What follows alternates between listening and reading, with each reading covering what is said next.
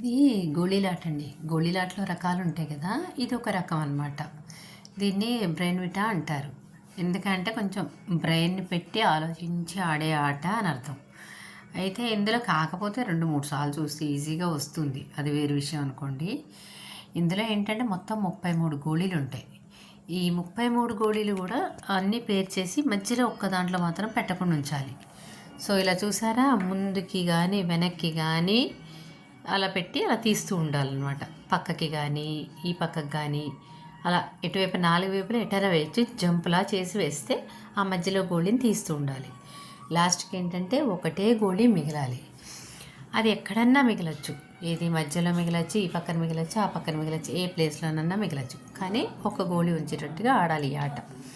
So ఇందులో వచ్చేసరికల్లా చూడండి, ఈ ఆటలో మాత్రం గోళీ ఫైనల్గా అయితే మధ్యలోనే మిగిలింది.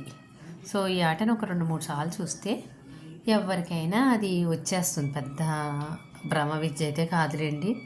So but it's a fun అనమాట. మంచి గేమ్, బాగుంటుంది ఈ గేమ్. ఆడండి, నేర్చుకోండి. Okay, bye. చూడండి ఫైనల్ చూడండి, అది మధ్యలో